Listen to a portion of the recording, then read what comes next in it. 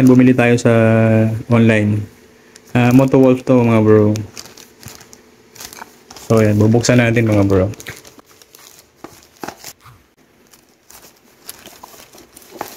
So ito siya, ito yung laman niya mga bro. Yan.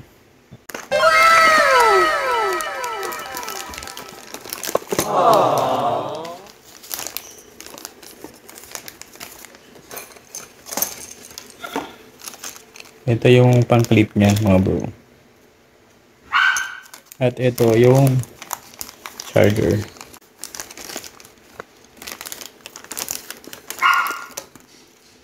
Yan.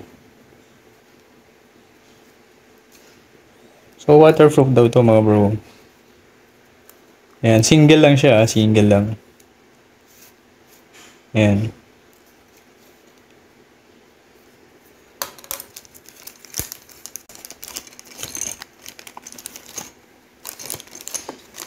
So, pwede rin pala siya sa side mirror. Ito yung sa side mirror. Ito naman yung clamp. So, dalawa pala siya. Dual purpose pala siya. Sana all. So, dahil ikakalam natin siya, ito ang gagamitin natin. So, ayan, nakaganyan siya. So, ito, positive, negative. So, ito, didiretso natin to sa sa accessory wire natin. Then, ito sa ground na lang natin lagay. So, ito yung gagamitin natin mga bro. Itong fuse na to. So, para hindi na ako bumili. So, ang laman nito is 5 amperes mga bro. Ay, 5 amperes, 10 amperes pala. So, dapat 5 amperes. Eh, wala tayong 5 amperes. Ito na lang muna. So, pagka nakabili tayo, palitan na lang natin siya. So, yun mga bro. So, ito siya. Ayan, so ito siya. So, maliit lang ito. So, yun, para pagka nagkaroon tayo ng konting troubleshoot dun sa charger natin, bawa nabasa or ito ang unang madadamage. So, yan na siya mga bro.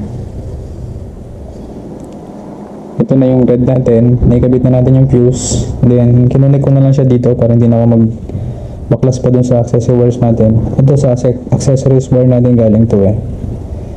And then, itong black. Pagkatangin natin dito sa baba. Or dito na lang natin kabit. Dito na lang siguro. Huwag mong subukan. Para hindi ko nakunin yung isang wire dun sa ilalim. Pero gusto ko sana pagsama-samahin yung lahat ng ground eh. Or pwede naman dito. So dito ko na lang siya isi-series. So yan. Maghanap ako ng tago.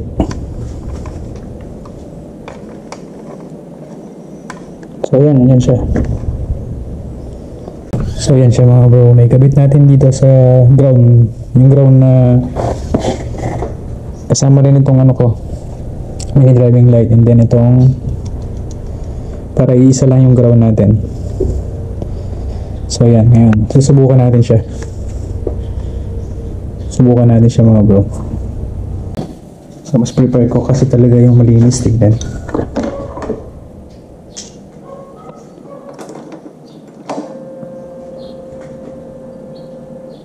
So yan yung voltmeter natin. Then ito na yung magiging charger natin. So yun, naka-on na pala siya. So may switch din pala ito mga bro ito. Ayan. Kung hindi nyo naman gagamitin, mas mainam i-switch na off nyo na lang. So ayan, off niya. On. Ayan. Off.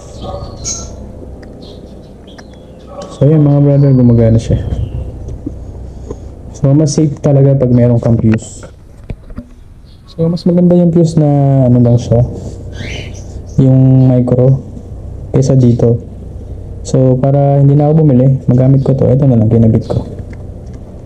So yun mga bro, mas malinis siya tignan. Yan, hindi sambot-sambot. So yan, ibalik natin yung tape. para hindi siya mahatak-hatak, hindi maputol, magkakasama siya. So yun mga bro, off natin siya. Testing natin yung cellphone natin mamaya. Kabit ko muna to.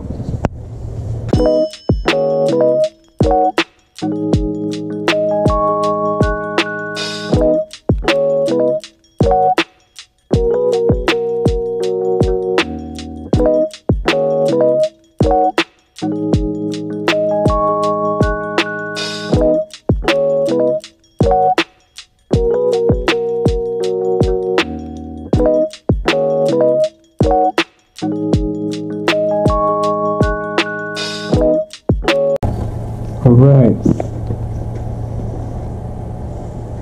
Stigo. Sana all.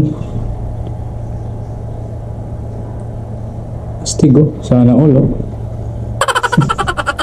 So yan mga bro. Legit siya, legit. Mga bubunutin ko. No. Then sasaksak natin yan. Sasaksak natin. Uy, sana all. So yan mga bro. Hindi na natin kailangan ng ano.